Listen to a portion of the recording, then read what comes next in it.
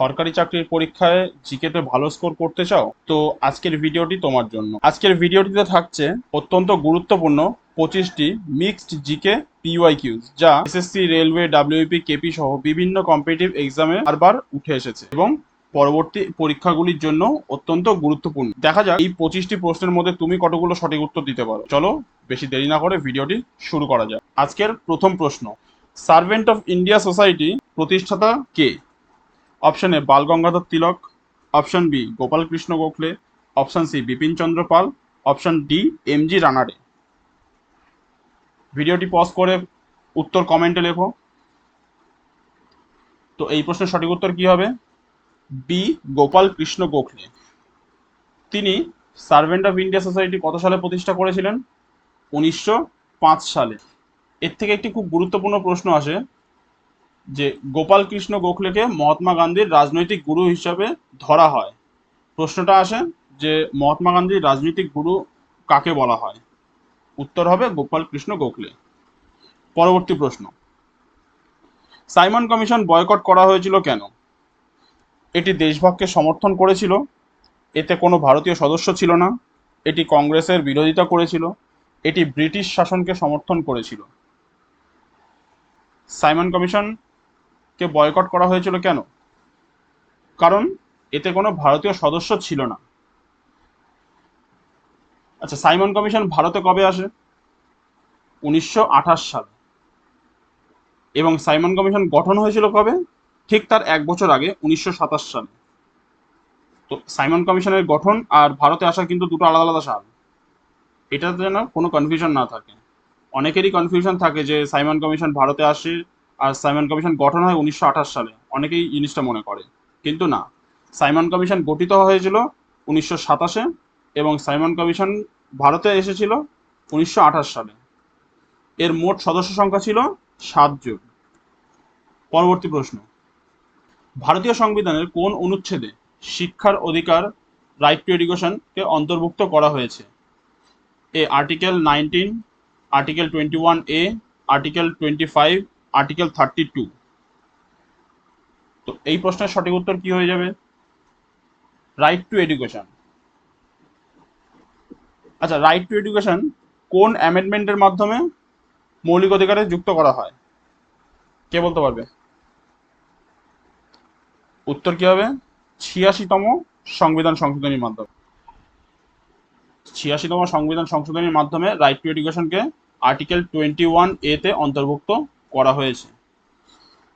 এতে কি বলা হয়েছে যে এই আইনের অধীনে 6 থেকে 14 বছর বয়সী শিশুদের জন্য বিনামূল্যে ও বাধ্যতামূলক শিক্ষা মৌলিক অধিকার হিসেবে স্বীকৃত হয়।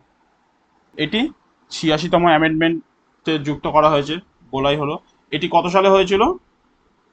এটি হয়েছিল, এক সেকেন্ড, এই 2002 সালে। এই অ্যামেন্ডমেন্টটা হয়েছিল 2002 সালে। আর এই রাইট টু এডুকেশন অ্যাক্ট, এই আইনটা পাস হয় 2009 সালে। অ্যামেন্ডমেন্টে হয়েছিল 2002 সালে এবং এই আরটিই অ্যাক্ট পাস হয় 2009 সালে। পরবর্তী প্রশ্ন, ভারতীয় সংবিধানের মিনি সংবিধান বা মিনি কনস্টিটিউশন নামে পরিচিত কোন সংশোধনী? একে ক্ষুদ্র সংবিধান বলা হয়। কোন সংশোধনীকে মিনি কনস্টিটিউশন বলা হয়? 24তম সংশোধনী, 42তম সংশোধনী, 44তম সংশোধনী এবং 52তম সংশোধনী। তো মিনি কনস্টিটিউশন কাকে বলা হয়? 42তম সংবিধান সংশোধনীকে মিনি কনস্টিটিউশন বলা হয়। কেন এই 42তম সংবিধান সংশোধনীকে মিনি কনস্টিটিউশন বলা হয় কেন? কারণ এই 42তম সংবিধান সংশোধনীর মাধ্যমে সংবিধানে প্রচুর সংখ্যক আর্টিকেলকে সংশোধন করা হয়েছিল, অনেক ধারায় পরিবর্তন আনা হয়েছিল।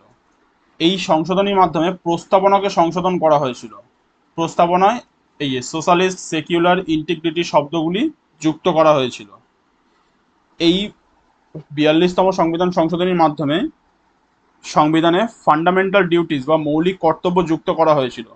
কত নম্বর আর্টিকেলে? আর্টিকেল 51A তে যুক্ত করা হয়েছিল। এই প্রচুর সংখ্যক সংশোধনীর জন্যই একে সংবিধানের ক্ষুদ্র সংস্করণ বা মিনি কনস্টিটিউশন বলা হয়ে থাকে। পরবর্তী প্রশ্ন, বেদে ফিরে চলো, ব্যাক টু বেদাস স্লোগানটি কে দিয়েছিলেন?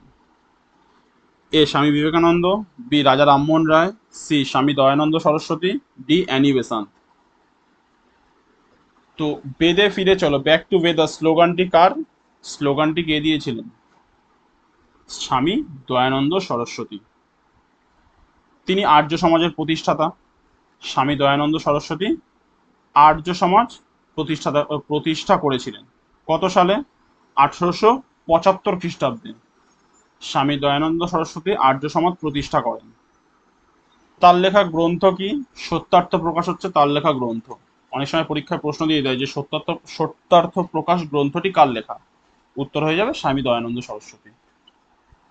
পরবর্তী প্রশ্ন, ভারতে দ্বৈত শাসন ডায়ার্কি কোন আইনের মাধ্যমে চালু করা হয়? দ্বৈত শাসন ব্যবস্থা কোন আইনের মাধ্যমে চালু করা হয়েছিল?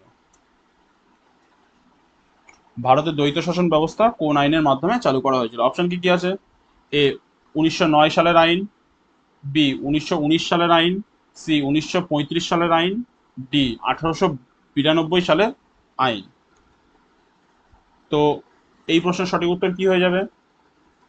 1919 সালের আইন। 1919 সালের যে ভারত শাসন আইন প্রণয়ন হয়েছিল, সেই আইনেই ভারতের দ্বৈত শাসন ব্যবস্থা চালু করা হয়েছিল। এই মানে এটাকে আর একটা নামও, মানে এটি আর একটা নামেও পরিচিত। কেউ বলতে পারবে কি নামে পরিচিত? এই 1919 সালেই কি হয়েছিল? একটা খুব মানে গুরুত্বপূর্ণ ঘটনা ছিল, মরলে মিন্টো সংস্কার আইন। সরি, মরলে মিন্টো না, ভুল বললাম, মন্টেগু চেমসফোর্ড। মন্টেগু চেমসফোর্ড সংস্কার আইন এই 1919 সালেই পাস হয়। আচ্ছা, এই দ্বৈত শাসন ব্যবস্থা বিলুপ্ত হয়েছিল কবে? 1935 সালে ভারত শাসন আইনের মাধ্যমে এই দ্বৈত শাসন ব্যবস্থা বিলুপ্তি হয়েছিল। পরবর্তী প্রশ্ন, ভারতের সর্বোচ্চ শৃঙ্গ কোনটি? A Nanda Devi, B Kamet, C Kanchenjunga, D Anaimudi. ভারতের সর্বোচ্চ শৃঙ্গ কোনটি? অনেকে বলবে স্যার অপশান তো সঠিক উত্তর তো নেই, আমরা তো জানি কেটু। কেটু ভারতের সর্বোচ্চ শৃঙ্গ অনেক বইতে ধরা হয়, কিন্তু কেটুটা হচ্ছে ওটা ডিসপিউটেড এরিয়ার মধ্যে পড়ে যায়, যেহেতু কেটু শৃঙ্গটা পিওকের মধ্যে পড়ে। তো আনডিসপিউটেড ইন্ডিয়া বললে উত্তর কি হয়ে যাবে? কাঞ্চনজঙ্ঘা। এটি কোথায় অবস্থিত? এটি সিকিমে অবস্থিত, সিকিম নেপাল সীমান্তে অবস্থিত। উচ্চতা কত? 8,886 মিটার। এই কাঞ্চনজঙ্ঘার উচ্চতা 8,586 মিটার। অবস্থান সিকিম নেপাল সীমান্ত। পরবর্তী প্রশ্ন, স্কারভি রোগ কোন ভিটামিনের অভাবে হয়? Option A vitamin A, option B vitamin বি12, option C vitamin C, option D vitamin D. তো স্কারভি রোগ কোন ভিটামিনের অভাবে হয়? স্কারভি রোগ হয় ভিটামিন সি এর অভাবে। ভিটামিন সি কিসের কিসের দ্বারা পাওয়া যায়? টক জাতীয় ফল, লেবু, আমলকি ইত্যাদি যে কোনো টক জাতীয় ফল থেকে প্রচুর পরিমাণে ভিটামিন সি পাওয়া যায়।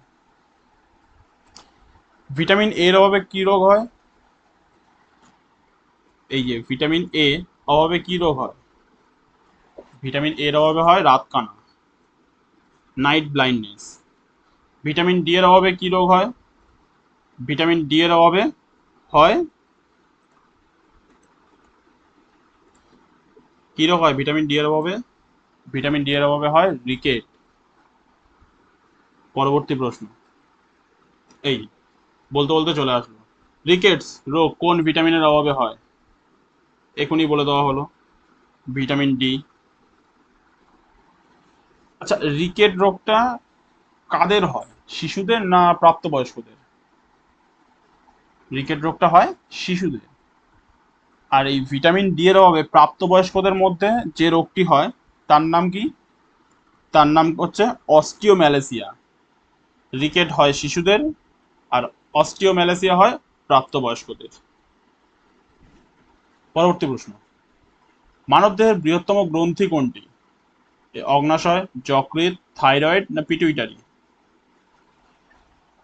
এইখানে দু রকমের প্রশ্ন আসে পরীক্ষা, এরকম এই মানে ধরনের দুটো প্রশ্ন হয়। একটা হচ্ছে মানবদেহের বৃহত্তম গ্রন্থি, যেটা এখানে আছে। আর একটা কোশ্চেন কি হয়, মানবদেহের বৃহত্তম অঙ্গ কোনটি? অনেকেরই দুটো প্রশ্নের মানে কনফিউশন থাকে, ভাবে যে প্রশ্ন ঘুরিয়ে দিয়েছে, উত্তর একই হবে। না, এটাকে বলা হচ্ছে গ্রন্থি। বৃহত্তম গ্রন্থি হবে যকৃৎ।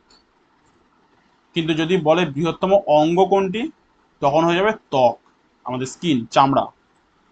চামড়া হচ্ছে মানবদেহের বৃহত্তম অঙ্গ, আর যকৃৎ হচ্ছে দ্বিতীয় বৃহত্তম অঙ্গ।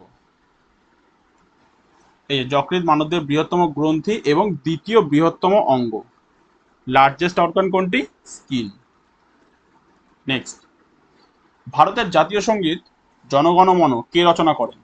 খুবই সহজ প্রশ্ন। এ বঙ্কিমচন্দ্র চট্টোপাধ্যায়, বি রবীন্দ্রনাথ ঠাকুর, সি কাজী নজরুল ইসলাম, ডি দ্বিজেন্দ্রলাল রায়। সঠিক উত্তর কি হবে? সঠিক উত্তর হয়ে যাবে রবীন্দ্রনাথ ঠাকুর।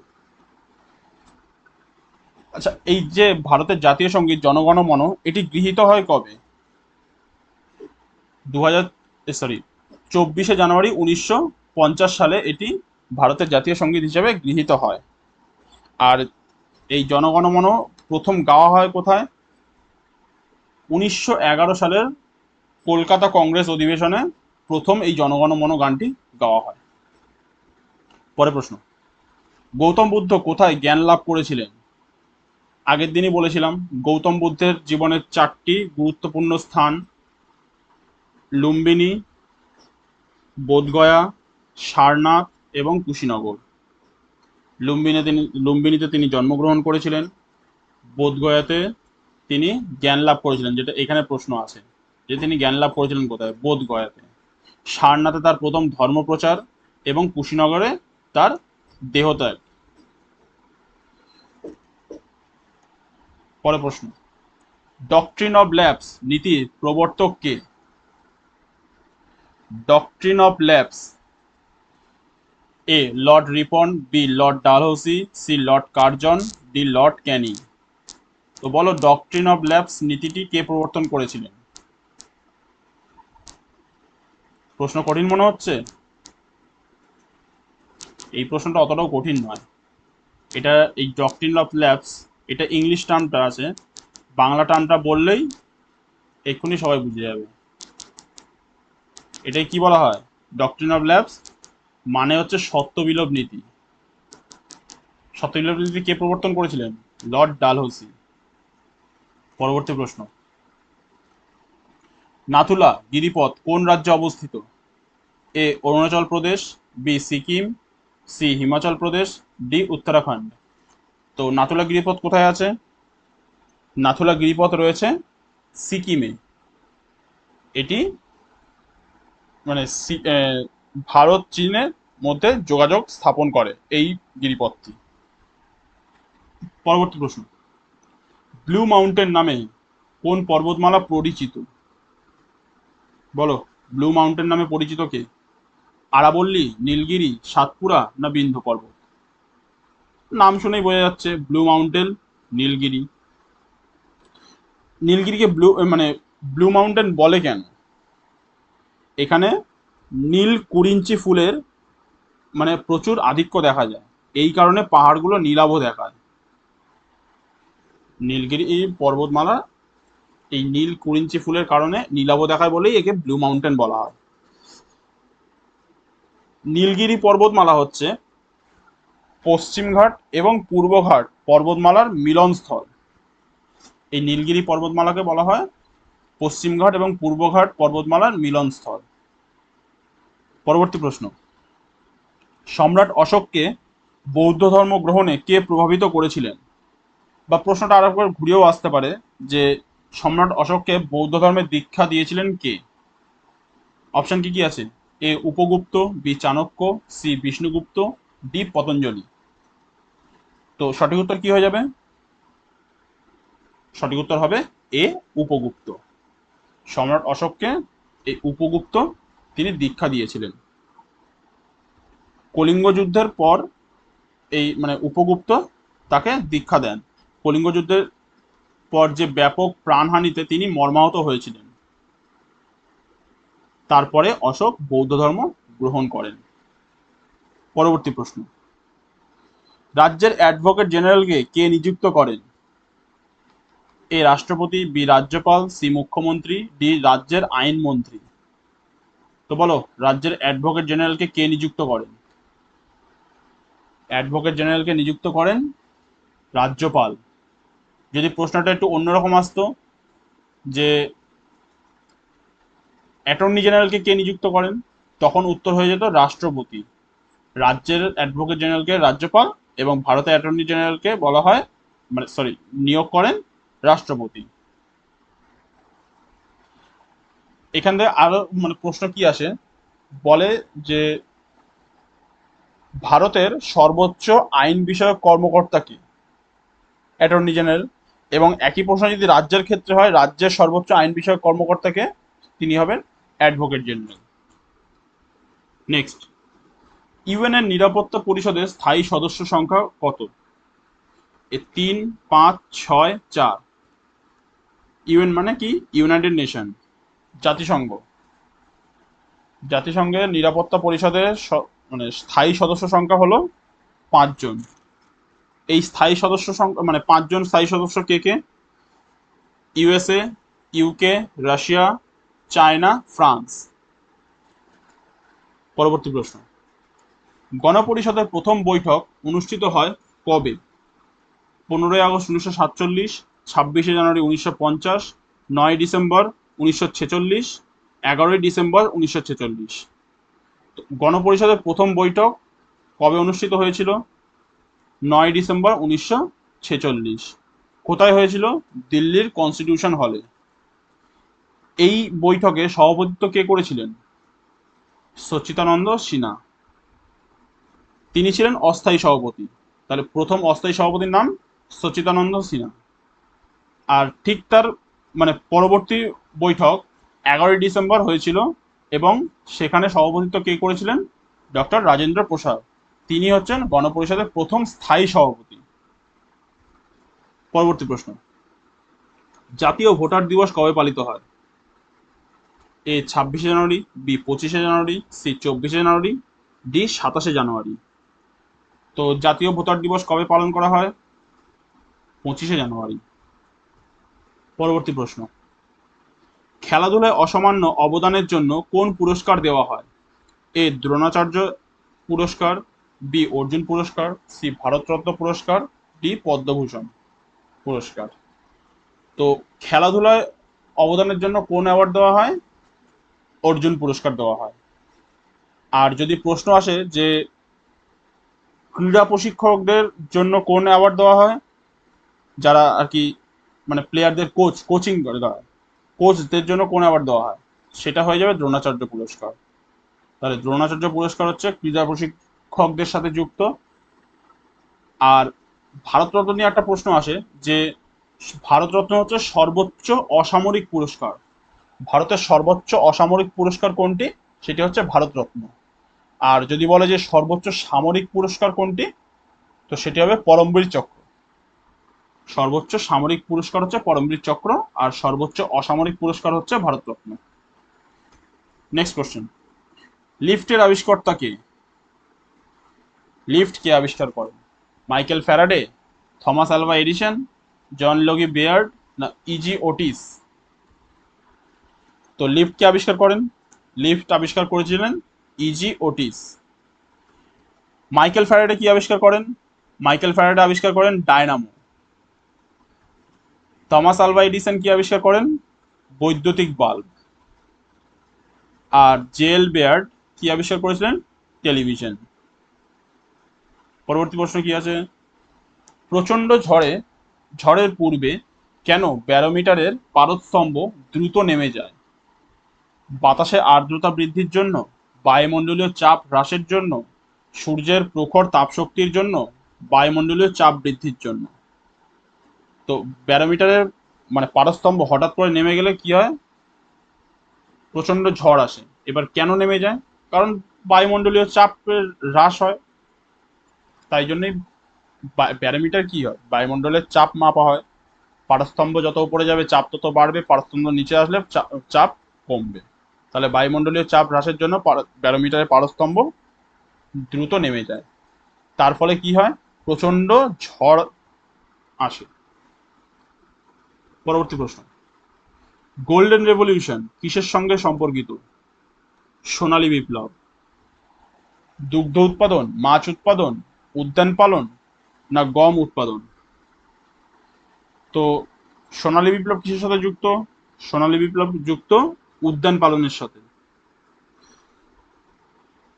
এখানে আরো কয়েকটা লিস্ট আছে। সবুজ বিপ্লব কিসের সাথে যুক্ত? সবুজ বিপ্লব হচ্ছে খাদ্যশস্য উৎপাদনের বৃদ্ধির জন্য সবুজ বিপ্লব হয়েছিল। শ্বেত বিপ্লব দুধ উৎপাদন বৃদ্ধির সাথে যুক্ত। নীল বিপ্লব মৎস্য উৎপাদনের সাথে যুক্ত। হলুদ বিপ্লব কিসের সাথে যুক্ত? তৈলবীজ উৎপাদনের সাথে। বাদামি বিপ্লব ব্রাউন রেভলিউশন চামড়া, কোকো আর অপ্রচলিত কৃষি সম্পর্কিত। আর কালো বিপ্লব হচ্ছে পেট্রোলিয়াম উৎপাদনের সঙ্গে যুক্ত। তো এগুলো মনে রাখবে। পরবর্তী প্রশ্ন এবং আজকের শেষ প্রশ্ন, কোন বছর ভারতীয় জাতীয় কংগ্রেসের অধিবেশনে প্রথমবার বন্দে মাতরম গাওয়া হয়েছিল? 1892, 1896, 1886, না 1904?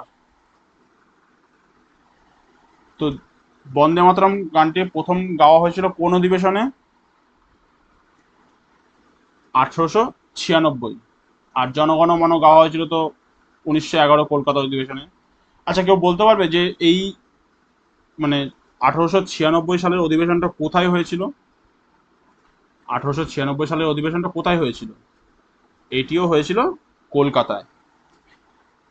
এই অধিবেশনে সভাপতিত্ব কে করেছিলেন? এই 1896 সালের অধিবেশনে সভাপতিত্ব কে করেছিলেন?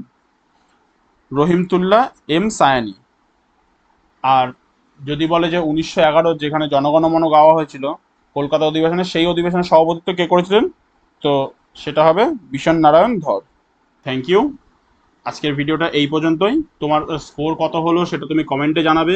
ভিডিওটি যদি ভালো লেগে থাকে তো একটা লাইক করে দাও, বন্ধুদের সাথে শেয়ার করে দাও, এবং এই রকম আরও কম্পিটিটিভ এক্সামের রিলেটেড বিভিন্ন জিকের পিওয়াইকিউ এবং স্টাডি কন্টেন্ট পেতে কেরিয়ার গ্রোথ একাডেমি চ্যানেলটি সাবস্ক্রাইব করে বেল আইকনটি অল করে রাখো। পরবর্তী ভিডিওতে আরও একটি গুরুত্বপূর্ণ পিওয়াইকিউ সিরিজ নিয়ে দেখা হবে। ভালো থেকো, পড়াশোনা চালিয়ে যাও।